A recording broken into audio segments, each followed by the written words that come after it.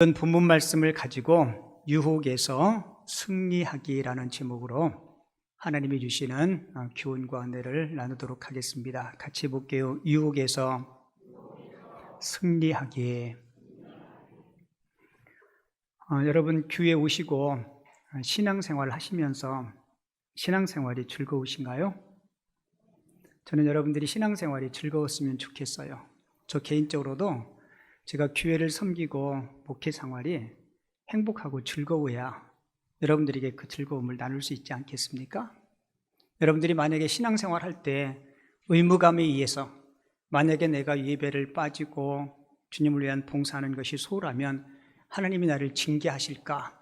이런 두려움, 이런 의무감 때문에 신앙생활하는 것이 아니라 하나님께서 받은 그 은혜 때문에, 그리고 내가 하나님을 섬길 때 하나님께서 주시는 그 은혜 때문에 여러분들이 신앙의 삶이 즐겁고, 그리고 여러분들의 일상의 삶도 주님 안에서 승리하고 행복했으면 좋겠습니다. 우리가 부르는 찬양 가운데 이 찬양 있죠. 주와 같이 길 가는 것 즐거운 일 아닌가. 그렇죠. 주님과 함께 동행하는 여러분들의 삶, 신앙의 삶에 기쁨과 감사가 넘쳤으면 좋겠습니다. 여러분에게 질문 하나 드릴게요.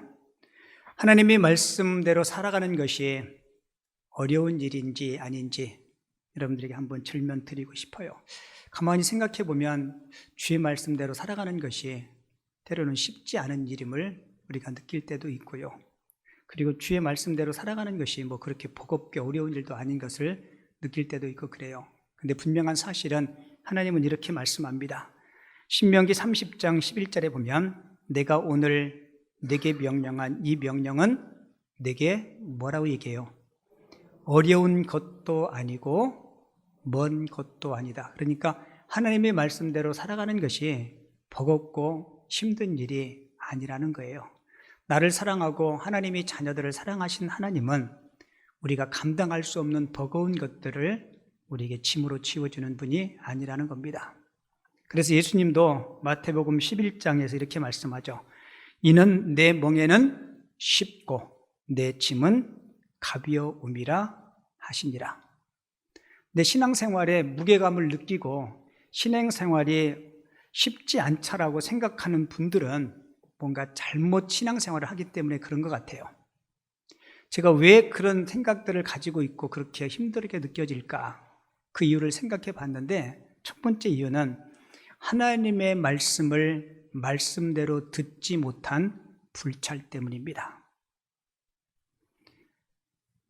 제가 설교를 해도요, 수백 명의 사람들이 설교를 들으면 다 똑같이 들을까요? 그렇지 않을까요? 그렇지 않더라고요. 그 말씀을 내가 내 마음의 거울로 걸러서 들어요. 어떤 때는 제가 깜짝깜짝 놀래요. 나는 하나님의 말씀을 말씀으로 전했는데 그것을 곡해해서 들을 때가 있습니다. 여러분, 말씀을 말씀대로 들으실 수 있어야 돼요. 하나님의 말씀은 1.1획도 틀리지가 않습니다. 하나님의 말씀은 진리예요. 그것도 무슨 진리냐? 절대 진리입니다. 어떤 시대, 어떤 상황을 초월해서 하나님의 말씀은 진리예요. 그것이 하나님의 말씀이라면 토 달지 말고 내 생각이나 내 경험이나 내 노하우로 그 말씀을 다시 재해석하려고 하지 말고 말씀을 말씀으로 들을 수 있는 하나님의 사람들 꼭 되시기 바랍니다. 그리고 하나님의 말씀에 전적으로 순종하지 못한 우리의 불순종의 결과 때문에 신앙의 삶이 무겁게 느껴지는 거예요. 여러분, 말씀에 순종하는 것이 우리에게 얼마나 큰 행복이고 기쁨인 줄을 깨달으면 우리는 말씀 순종하는 것이 그렇게 버겁지 않습니다. 여러분, 우리 하나님은 우리의 행복을 위해서 존재하시는 분이심을 꼭 기억하시기 바랍니다. 다시 말씀드릴게요. 하나님은 우리의 행복을 위해서 존재하시는 분이십니다. 오늘 또 우리의 행복을 위해서 선포되어지는 하나님의 말씀에 귀 기울이시고 청정해서 은혜 받을 수 있는 하나님의 사람들 꼭 되시기 바랍니다. 지금부터 4년 전인 2016년 부천에 있는 신학대학에서 학생을 가르치는 교수이자 목사 부부가 여중생 딸을 때려서 숨지게 한 적이 있습니다. 그리고 그 시체를 11달 동안이나 방치해 두었고 백골 시신으로 세상을 떠들썩하게 한 적이 있어요. 그 신학대학이 제가 다녔던 제 모교입니다.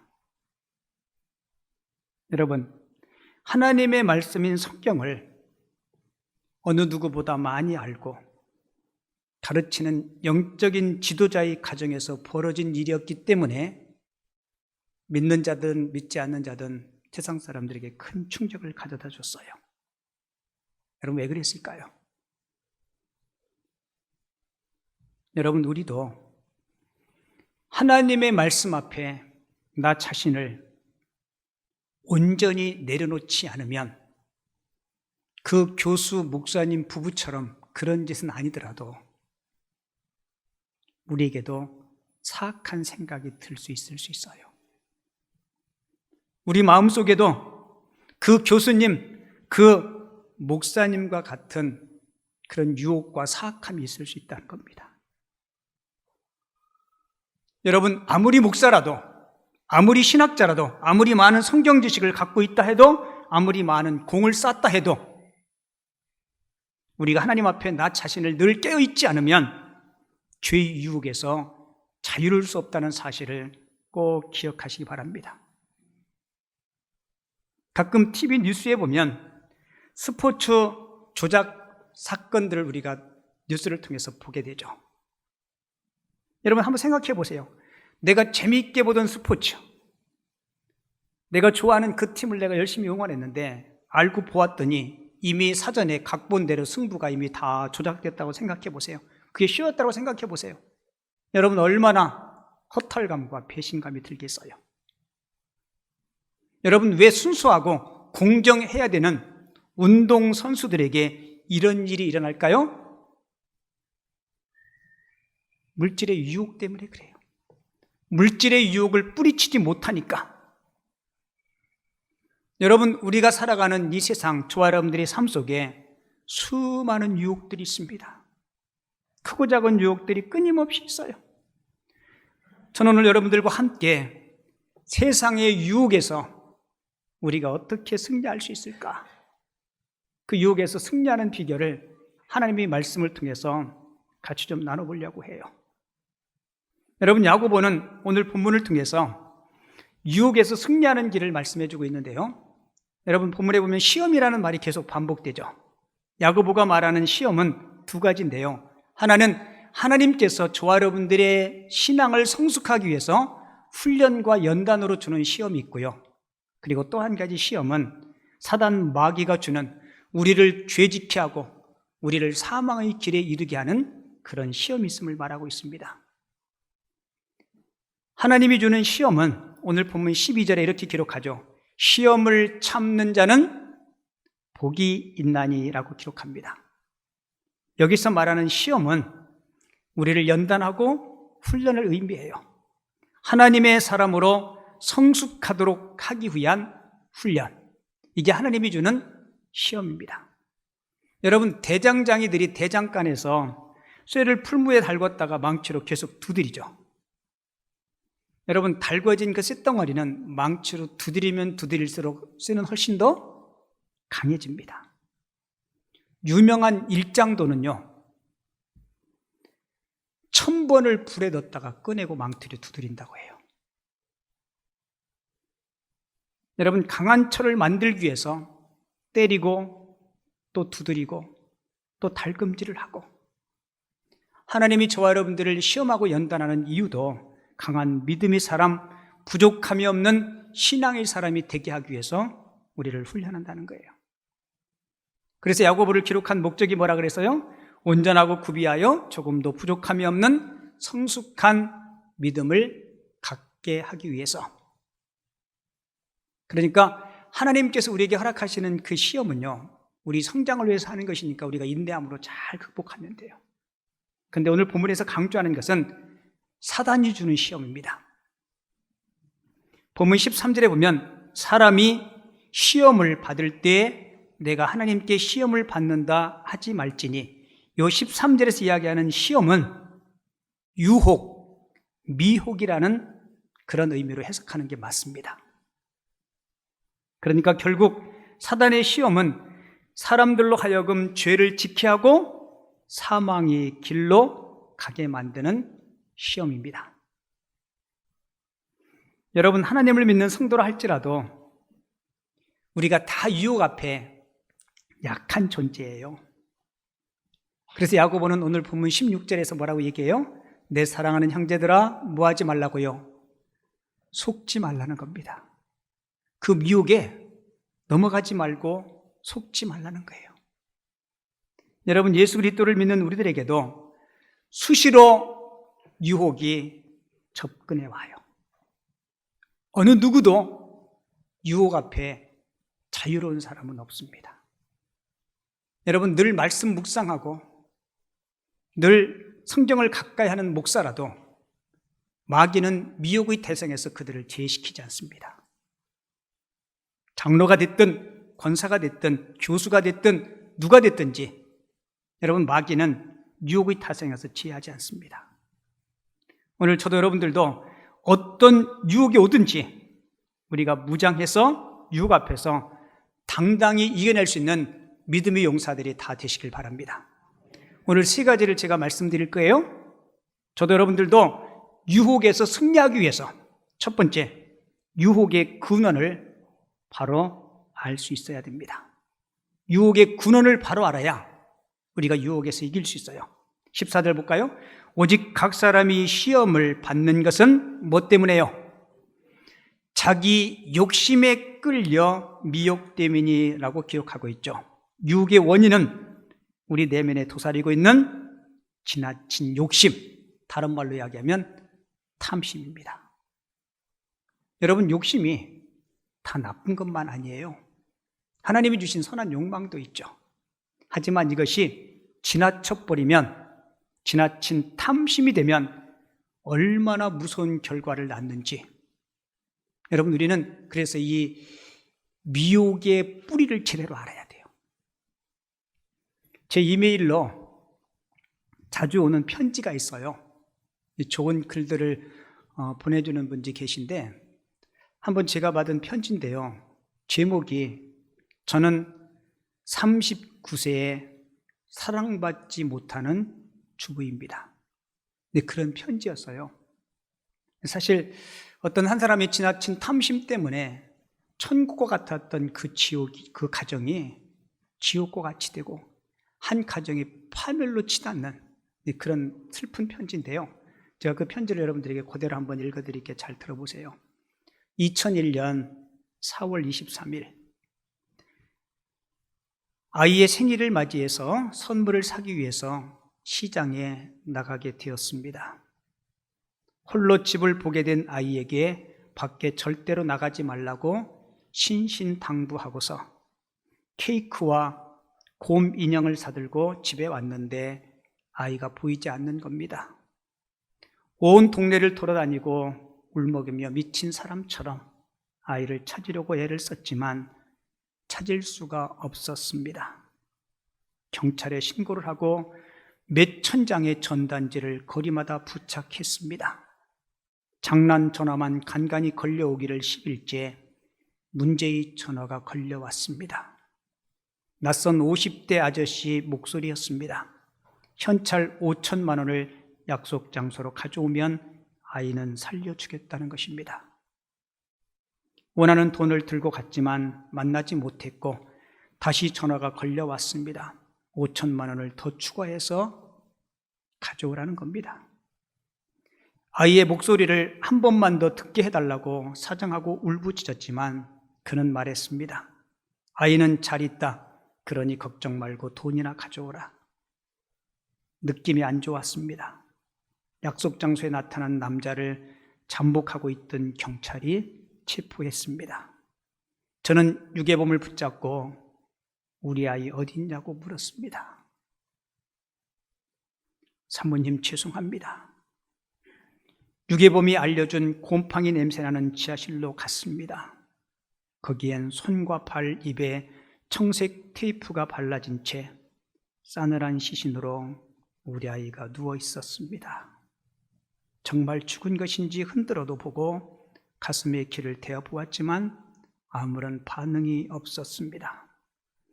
세상에 태어나서 5번째 생일이던 날에 어이도 없게도 납치당해 했던 우리 아이 철수.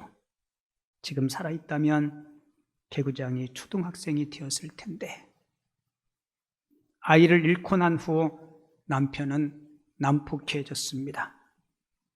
저는 매일 아이를 죽인 여자라고 남편의 구타와 폭언으로 시달리다가 정신과 치료를 받았습니다. 남편은 운영하던 공장도 부도내고 어느 날인가부터 집으로 돌아오지 않았습니다. 그러던 어느 날 우연히 서울역에서 남편을 발견했습니다. 닮은 사람인가 싶었는데 가까이 다가가 확인해 보니 남편이 맞았습니다. 노숙자가 된 남편, 신문지를 깔고 찢어진 이불을 덮고 얼굴만 내민 채 잠을 자고 있었습니다. 그냥 지나칠까 하다가 지갑에서 5만 원을 꺼내 그가 덮은 이불 속에 집어넣고 나왔습니다. 이러다가 추운 겨울 날씨에 우리 남편 얼어 죽는 걸까? 술 중독자로 지내는 건가? 이런저런 걱정으로 가슴이 아픕니다. 저는 지금 시한부 인생입니다. 언제 죽을지도 모르는 위암 말기입니다. 저는 이 병이 나에게 최고로 아름다운 선물이라고 생각합니다. 제가 떠나가는 날엔 슬픔도 함께 날려보냈으면 합니다. 안녕히 계세요, 철수 아빠. 못난 저는 먼저 떠나렵니다. 행복하게 사세요. 여러분, 물질의 탐욕 때문에 자신뿐만 아니라 천국과 같았던 한 가족을 지옥으로 만들어버렸어요. 그놈의 돈이 뭔지, 그놈의 물질 때문에 마음을 뺏겨서 천국 같았던 그 아름답고 행복했던 그 가정을 지옥으로 만들어버렸어요. 여러분, 탐심이 이렇게 무섭습니다. 그래서 사도 바울은 자족하는 마음은 경건에 유익이 된다라고 말씀하고 있어요. 여러분, 인생의 행복한 자가 누구예요? 지금 내가 누리는 일상의 것들에 대해서 감사하고 그리고 고마워할 수 있는 삶을 살아가는 자. 여러분, 감사하는 자에게는 절대로 탐심이, 유혹이 우리 마음에 자리하지 못함을 꼭 기억하시기 바랍니다. 그리고 두 번째로, 유혹에서 승리하려면 유혹에 넘어가게 된 결과를 분명히 알면 극복할 수 있습니다. 여러분, 유혹에 넘어가면 어떻게 될까요? 여러분, 유혹에 넘어가면 지금까지 쌓아온 모든 것들을 한순간에 다 잃어버립니다. 본문 14절 볼까요? 오직 각 사람이 시험을 받는 것은 자기 욕심에 끌려 뭐라고 얘기해요? 미혹 때문이라고 말씀합니다.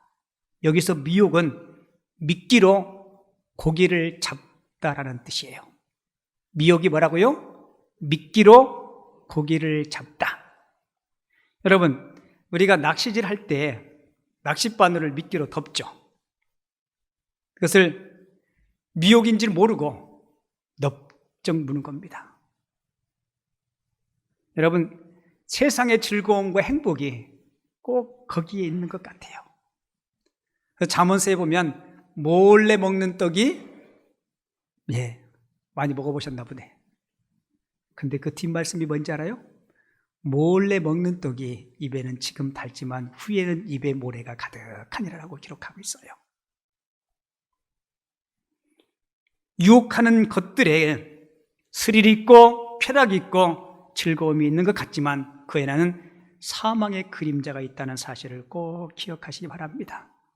유혹 뒤에는 반드시 비참함, 슬픔, 고통, 죽음이 도사리고 있다는 사실을 우리가 깨달으면 유혹이 올 때 유혹 건너편에 있는 그 결론을 우리가 보면 안 되라고 과감하게 뿌리칠 수 있을 줄을 믿습니다. 지금부터 한 35년 전인가요? 제가 고등학교 졸업하고 대학 입시에 떨어져서 재수를 한 번 했습니다. 그때 용산에 학원을 다녔는데 한 번은 학원을 가는데 사람들이 도로 곁에 이렇게 많이 모여 있는 거예요.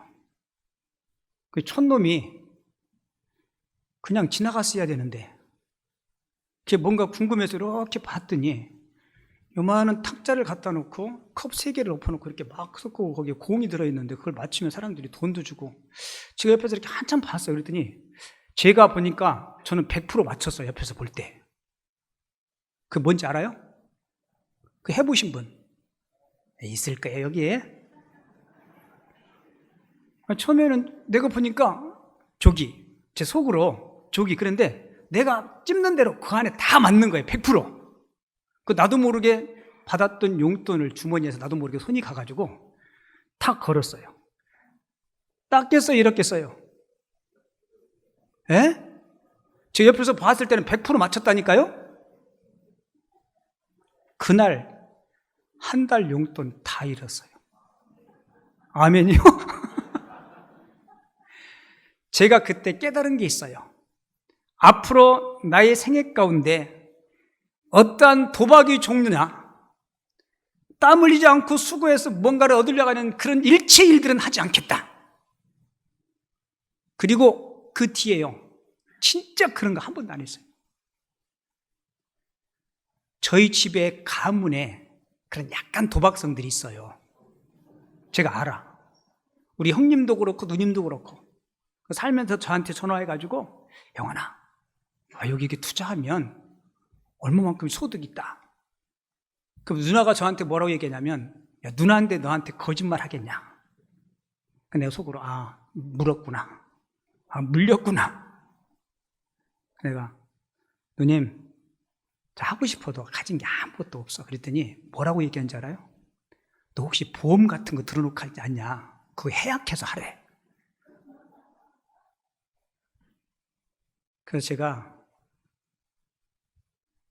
누나한테 누나 없다고, 보험도 없고 아무것도 없다고. 왜냐하면 자꾸 얘기하다 보면 말이 길어지니까. 그래서 우리 집 식구들은 저한테 일체의 그런 전화를 안 옵니다.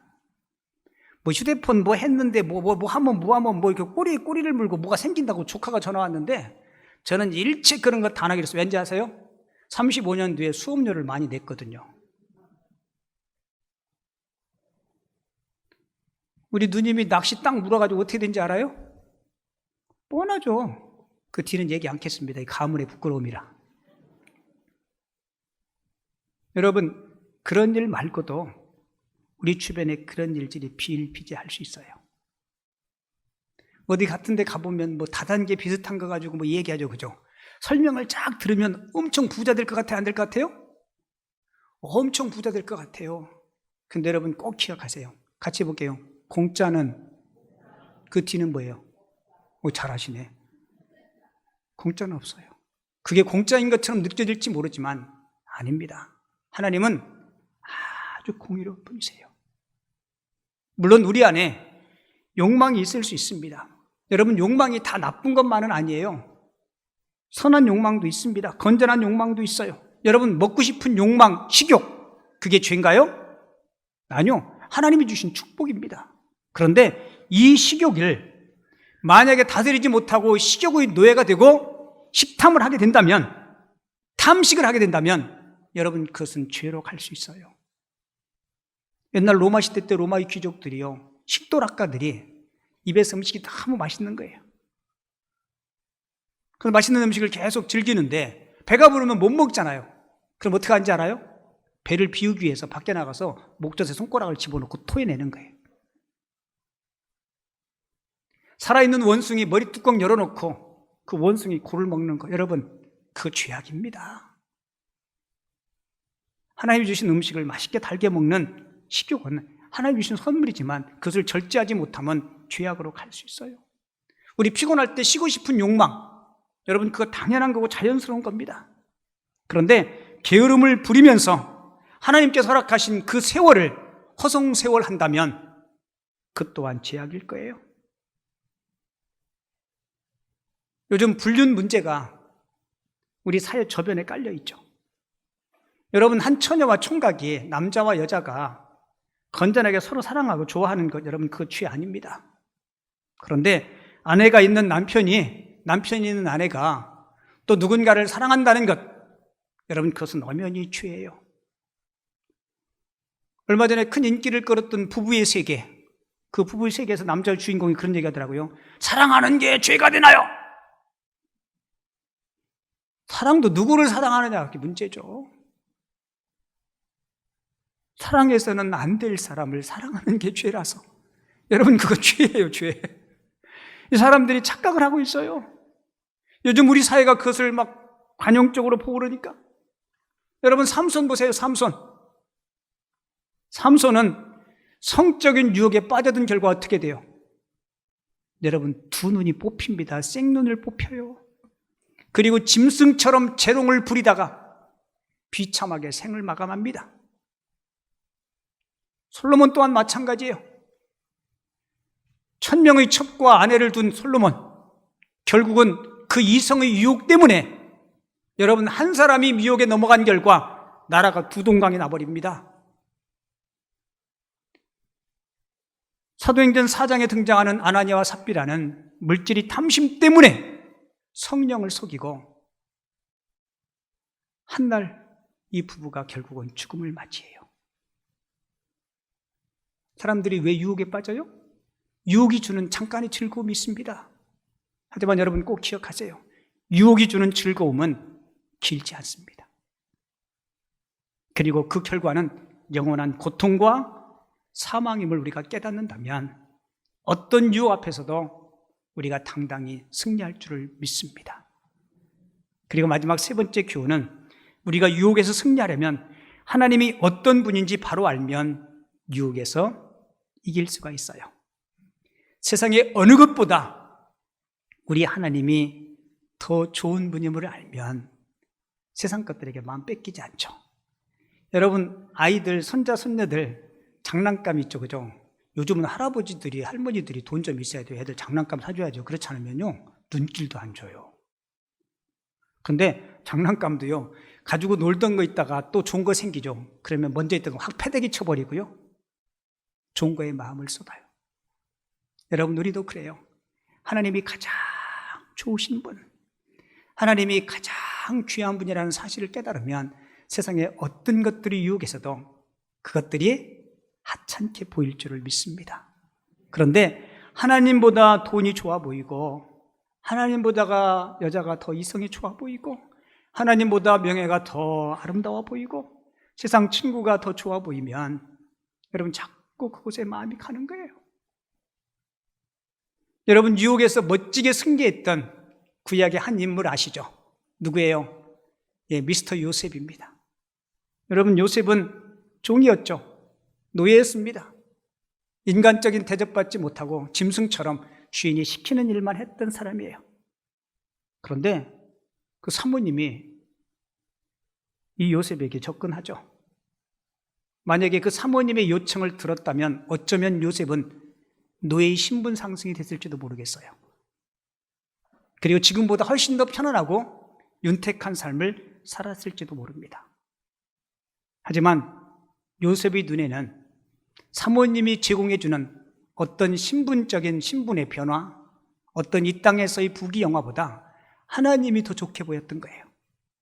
그래서 요셉이 보디발의 아내의 유혹 앞에 이렇게 고백하죠. 창세기 39장 9절, 내가 어찌 이 큰 악을 행하여 하나님께 죄를 지으리까? 아마 보디발의 아내가 이렇게 유혹했을 거예요. 미스터 요셉, 우리 남편 출장 갔어. 그리고 집에 있는 모든 종들 내가 일하러 밖으로 내보냈거든. 우리 지금 당신하고 나하고 둘밖에 없어. 괜찮아. 우리 둘만 알면 돼. 무덤까지 같이 가지고 가자. 요셉이 뭐라고 얘기한지 알아요? 아니요, 한 분이 더 계십니다. 우리 가운데. 누가 계세요? 맞습니다. 여러분, 그 신전의식이 있었기 때문에. 근데 우리는 자주자주 요셉이 가졌던 이 신앙의 믿음을 자주자주 망각해요. 같이 해볼게요. 비밀은 없다.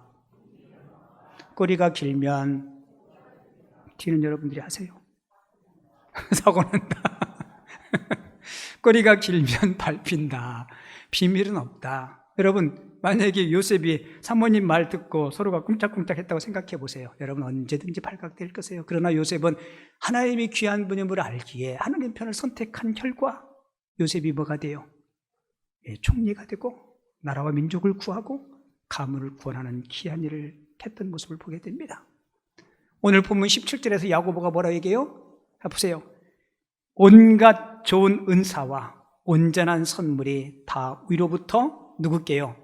빛들의 아버지께로부터 내려오나니. 하나님은 온갖 좋은 은사와 온전한 선물을 주시는 분임을 소개하고 있죠. 하나님은 정말 귀하고 값진 것을 저와 여러분들에게 주셨어요. 로마서 8장 32절. 자, 같이 한번 자막을 보고 읽을게요. 시작. 자기 아들을 아끼지 아니하시고 우리 모든 사람을 위하여 내주시니가 어찌 그 아들과 함께 모든 좋은 것을 우리에게 주시지 아니하겠느냐. 할렐루야. 독생자 아들까지 내어주신, 하나님에게 있어서 가장 소중한 그 아들까지 내어주신 분이 우리에게 좋은 것, 우리에게 필요한 것을 주시지 아니하겠느냐. 이게 무슨 얘기예요? 여러분, 세상 것들을 통해서 뭔가 얻으려 하지 말고 하나님을 통해서 세상보다 더 좋은 것들을 누릴 수 있는 하나님의 사람들 되시기 바랍니다. 우리가 부르는 찬송 가운데 이 찬양 있죠. 주 예수보다 더 귀한 것은 없네. 진짠가요? 근데 우리 일상 속에 이 찬양의 노래말처럼 그렇게 살지 못할 때가 있어요. 사랑하는 성도 여러분, 저도 여러분들도 교회에서 설교 들을 때 이론적으로 어떤 문제를 풀 때 우리는 답을 압니다. 여러분, 건강하고 물질하고 둘 중에 하나 선택하라면 뭐 하겠어요? 이건 질문도 아니죠, 그죠? 돈을 선택하고 건강을 내놓을 사람, 어리석은 사람은 없습니다. 여러분, 쾌락과 생명 중에서 어느 것을 선택하겠습니까? 라고 물으면 쾌락을 선택할 사람은 없습니다. 세상의 친구와 우리에게 영생을 주신 그 아버지 하나님, 이 중에 하나를 선택하라면 우리는 다 영적인 하나님 아버지를 선택한다 그래요. 근데 막상 여러분들이 삶 속에서 여러분들은 과연 무엇을 선택하십니까? 여러분, 참 믿음은 나의 머리 영역에서만 머물면 안 돼요. 하나님이 주신 말씀이 여러분들이 삶과 생각을 이끌 수 있는 귀한 믿음의 사람들 됐으면 좋겠습니다. 마지막 결론 말씀드릴게요. 사람마다 약한 부분이 다 있어요. 사람마다 유혹의 창문 쪽에 열려있는 창문이 있어요. 어떤 사람은 물질만 보면 사족을 못 쓰는 사람이 있습니다. 하나님이고 친구고 가족이고 다 물질티에 있어요. 그 사람은 물질이 미혹의 창이 될 수 있어요. 어떤 사람은 잘생긴 남자만 보면, 멋진 아름다운 여성만 보면 사족을 못 쓰는 사람이 있습니다. 때로는 권력만 준다면 모든 것을 버리고 가려 하는 사람이 있고요. 어떤 사람은 술자리만 있다면 시도 때도 없이 거기 가는 사람이 있어요. 도박에 빠져 있는 사람, 때로는 인터넷 오락에 빠져 있는 사람. 여러분 스스로 한번 점검해 보세요. 나의 가장 약점, 마귀가 가장 집중적으로 공격하는 유혹의 창문이 뭔가를. 왜요? 여러분 스스로가 잘 아실 거예요. 그리고 그 유혹의 창문을 든든한 말씀의 자물쇠로 꼭 잠그시기 바랍니다. 그리고 이번 한 번만이라는 말씀은 여러분 하지 마세요. 한 번이 두 번 되고 결국은 그게 거듭되면서 그것이 올가미가 될 수 있어요. 사랑하는 성도 여러분, 저도 여러분들도 우리가 유혹에서 미혹에서 승리하기 위해서 성령을 따라 사는 하나님의 사람들 꼭 되시기 바랍니다. 성령을 따라 살 때, 말씀을 따라 살 때, 말씀이 나를 붙잡아 줄 때 어떤 유혹 속에서도 승리할 수 있는 하나님의 사람들이 될 줄을 믿습니다. 우리 주신 말씀 생각하면서 같이 한번 찬양하죠. 여러분들 찬송가 342장 342장 우리 1절과 3절 우리 2절만 찬송합니다. 너 시험을 당해 죄 짓지 말고 너 용기를 다해 곧 물리치라. 너 시험을 이겨 새 힘을 얻고 주 예수를 믿어 늘 승리하라. 우리 구주의 힘과 그의 위로를 빌라. 주님 내 편에 서서 항상 도우시니 잘 이기는 자는 상 받으리니. 너 낙심치 말고 늘 전진하라. 내 구세주 예수 힘 주시니 주 예수를 믿어 늘 승리하라.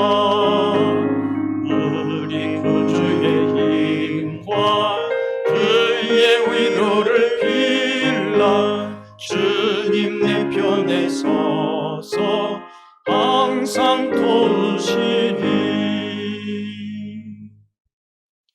제가 헌금을 위해서 기도하고 축도하고 예배 마치겠습니다. 하나님 아버지, 늘 귀한 교훈과 은혜와 생명의 말씀 주심에 감사합니다. 주님, 우리가 주의 말씀을 듣기만 하여 우리 자신을 속이는 자들 되지 않게 하여 주시고 말씀에 붙들려 말씀의 인도하심 가운데 성령을 따라 살아갈 수 있는 우리 모두가 되게 하여 주옵소서. 그래서 세상에 어떤 마귀 유혹 앞에서도 우리 자신을 지키며 세속에 물들지 않는, 그래서 하나님께서 예비하신 하늘의 풍성한 그 은혜들, 땅에 기름진 축복들을 누리며 살아갈 수 있는 믿음의 성도들 다 되게 하여 주옵소서. 하나님께서 우리에게 베풀어 주신 그 사랑과 그 은혜를 기억하고 감사하며 이 시간 귀한 예물을 하나님의 사역을 위해서 헌금하오니 주님 기쁨으로 받아 주옵소서. 이 물질 얻기 위해서 직장과 일터에서 땀 흘리고 애쓰고 수고한 우리 성도들 주님께서 기억하시고 저들의 직장과 사업 가운데 더욱더 재물 얻을 능력을 다하여 주셔서 하나님이 거룩한 사역에 더 기쁨으로 감사함으로 동참하기에 부족함이 없게 하여 주옵소서. 저희들이 드린 귀한 예물 주께서 기쁨으로 받으시고 더 많은 것들로, 더 풍성한 것들로 주님께서 축복해 주심을 믿고 거룩하신 예수님의 이름으로 기도하옵나이다. 아멘. 이제는 길이요 진리요 생명이 되시는 우리 구주 예수 그리스도의 은혜와 하나님 아버지의 다음 없으신 사랑하심과 성령님의 교통, 인도, 충만하심이 오늘 저희들의 심령 가운데 들려주신 그 말씀 마음판 깊숙이 새기고 성령을 따라 행함으로 육체의 욕심을 이루지 않는 경건한 주의 자녀 되어서 하나님 앞에 영광 돌리며 또한 가족들에게 선한 영향을 끼치며 사회에서 빛된 삶을 살아가기를 마음으로 소원하는 우리 사랑하는 성도들 머리머리 위에와 귀한 가정들 위에 이제로부터 영원토록 함께 계실지어다. 아멘.